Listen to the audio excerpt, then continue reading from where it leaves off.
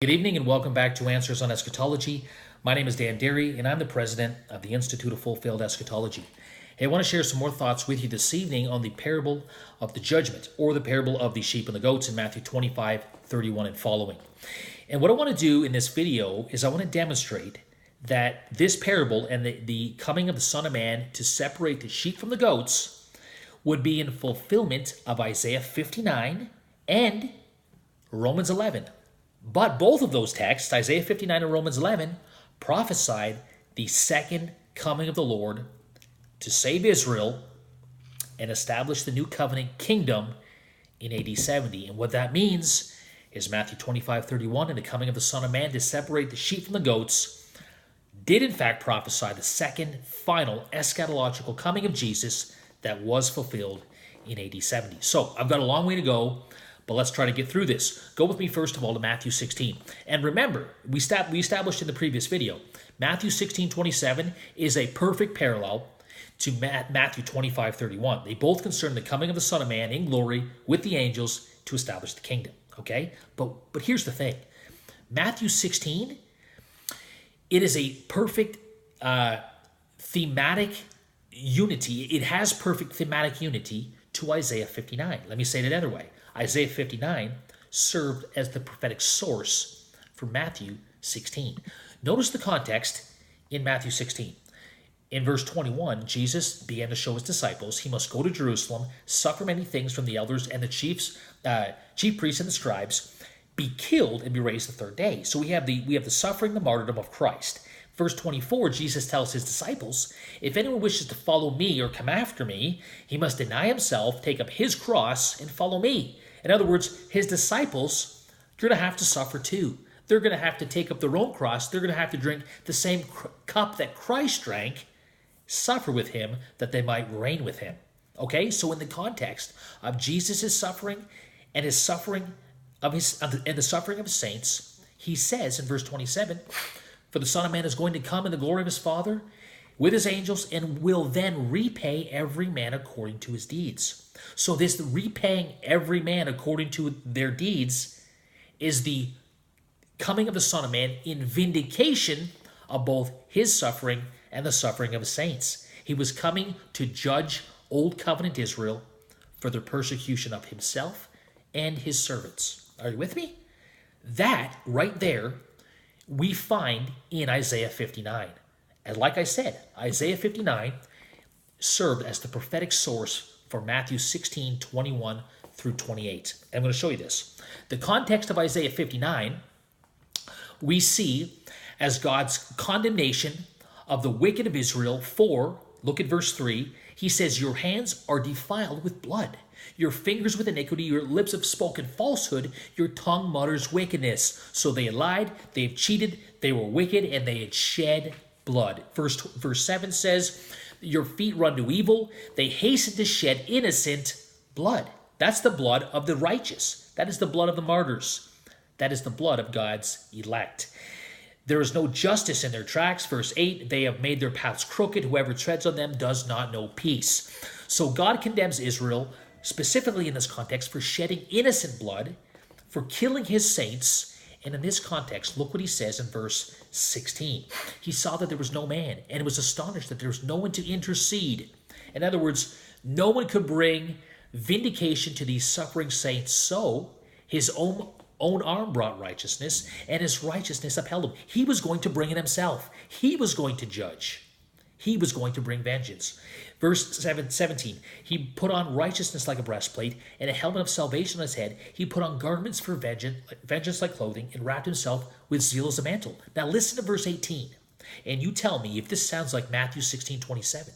According to their deeds, so will he repay.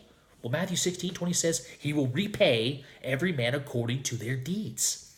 See, in Matthew 16:27, Jesus was coming as the Son of Man in vindication of his own suffering and the suffering of his servants, and he would repay those persecutors according to their deeds. In Isaiah 59, Jesus was coming to vindicate the suffering of his saints and persecute and punish, reward according to their deeds, those who had killed his righteous. And how do I know it's at the coming of the Lord in Isaiah 59? Well, in verse 20, It says, a Redeemer will come to Zion, and to those who turn from transgressions in Jacob, declares the Lord. So we have the coming of the Lord in vindication of his suffering servants in Isaiah 59, which serves as the prophetic source for Matthew 16:27. But Isaiah 59 prophesied the consummative second coming of Jesus. Well, how do I know that for sure? Here's how I know. Because Paul in Romans 11 quotes Isaiah 59:20 through 21 verbatim when he prophesies Jesus' second coming. Go with me to Isaiah 59, to Romans chapter 11. Listen what Paul says, Romans 11:25 through 27. For I do not want you, brethren, to be uninformed of this mystery, so that you will not be wise, you will not be wise in your own estimation, that a partial hardening has happened to Israel until the fullness of the Gentiles has come in. Listen to this. And so all Israel will be saved, just as it's written. And he quotes Isaiah 59:20 through 21 verbatim. The deliverer will come to Zion, and he will remove ungodliness from Jacob. This is my covenant with them when I take away their sins. So at the coming of the Lord, the second coming of the Lord to save Israel, in Romans 11, that would be the fulfillment of Isaiah 59 and the coming of the Lord to vindicate the suffering saints and to repay the wicked according to their deeds. But Isaiah 59 and that coming of the Lord in vengeance and vindication was the coming of the Son of Man in Matthew 16:27 to repay and to vindicate the suffering of Christ and his disciples. And here's where we connect it to Matthew 25. Matthew 25:31 is parallel to Matthew 16:27 and 28. What that means is the coming of the Son of Man in glory with his angels to establish the kingdom and to separate the sheep and the goats in judgment. Listen to this. Was the second coming of Christ in fulfillment of Isaiah 59 and Romans 11 and Matthew 16:17. And it was his coming to vindicate his own murder and the murder and persecution of his saints. And at that time, in fulfillment of Isaiah 59, he would save Israel. That is, those who had turned from transgression in Jacob and those who had not turned. He would judge in vengeance. He would come in vengeance, and he would repay them according to their deeds. As they had persecuted Christ and his disciples, so they would be persecuted, and so they would perish. Ladies and gentlemen, Matthew 25:31 is equal and parallel to both Matthew 16:27, 28, Isaiah 59:16 through 21, and Romans 11:25, 27. And therefore it prophesied the second and final consummative second coming of Jesus Christ.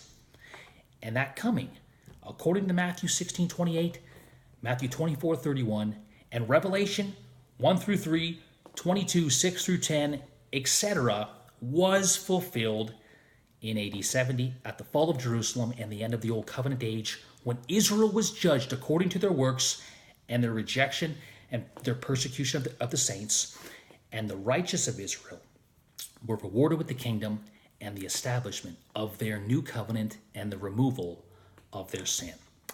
That's it for this video. We'll pick it up next time. We'll share more on the sheep and the goats on Answers on Eschatology. We'll see you tomorrow. Bye for now.